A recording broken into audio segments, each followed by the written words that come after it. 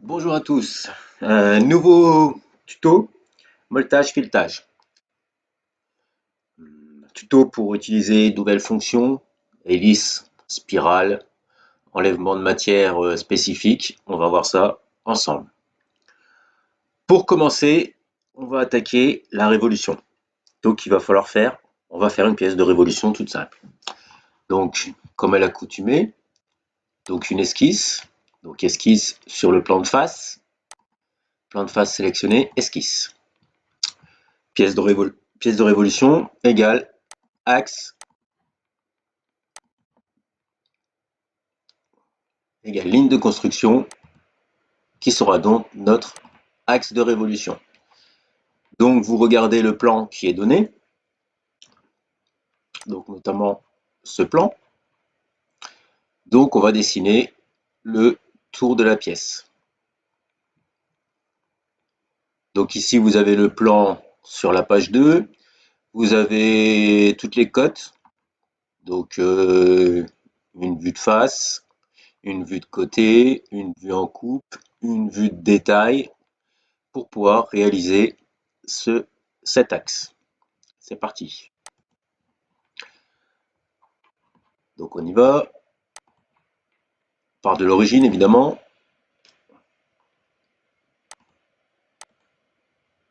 Donc là je ne tiens pas en compte les cotes, je reproduis juste le plan.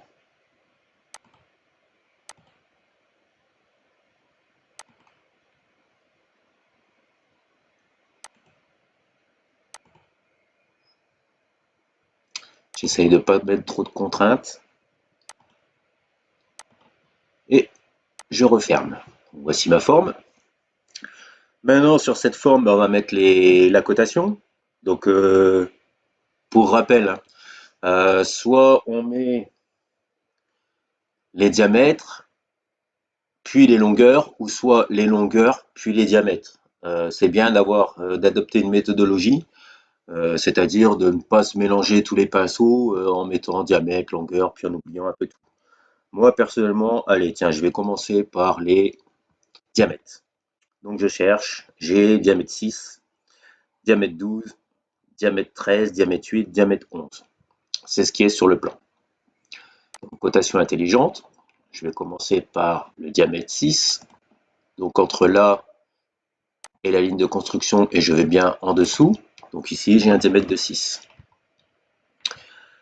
Ok, deuxième diamètre, je vais les faire dans l'ordre, donc je vais chercher ce diamètre-là. Hop, ce diamètre-là, sur notre plan, il fait 11. Donc, je vais le mettre à 11. Ok, je continue, j'ai un troisième diamètre ici. Hop, ce troisième diamètre, il fait 8. J'y vais à 8.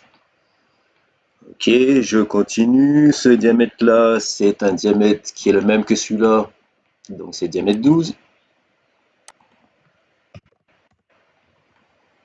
Ok, et le dernier diamètre qui est ici, qui est un diamètre 13. Donc, comme je viens de le dire, ce diamètre 12 et celui-là sont les mêmes. Je ne vais pas recoter le diamètre 12, je vais mettre une relation entre cette ligne-là et cette ligne-là, et je vais leur dire qu'elles sont collinéaires. Donc pour ce faire, je choisis mon menu Relations, ajouter des relations. Je veux que cette ligne-là et cette ligne-là soient collinéaires. Ok. Et ainsi, mon diamètre 12 ici est coté. Ok, j'ai coté tous les diamètres. Je vais me faire un peu la place pour voir clair, pour pouvoir mettre les longueurs. Donc j'écarte les cotes. 12. 8, je peux la laisser là. La 11, je vais la foutre à l'intérieur. Voilà. Allez, les longueurs. Allez, en partant de la gauche vers la droite, j'ai une première longueur de 0,5, donc cotation intelligente. Entre ce segment et ce segment, j'ai 0,5. Hop, noir, totalement contraint, on commence bien. Ici, j'ai une longueur de 6, pour du 6. Ensuite, j'ai une longueur entre là et là qui fait 0,5. Hop, on continue la gorge. Cette gorge, elle fait 2 mm. 2 mm. Ok. Et ensuite, il me reste la cote entre là et là qui fait 17.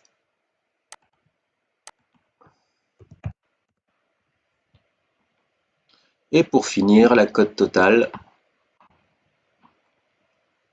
entre ici et ici. Et là, on a 28 mm. Voilà, l'esquisse est noire, totalement contrainte. J'ai ma ligne de construction là que je vais rallonger là parce qu'on la voit plus. Le fait que j'ai mis des cotes. Donc elle est ici. Je la rallonge histoire de la voir.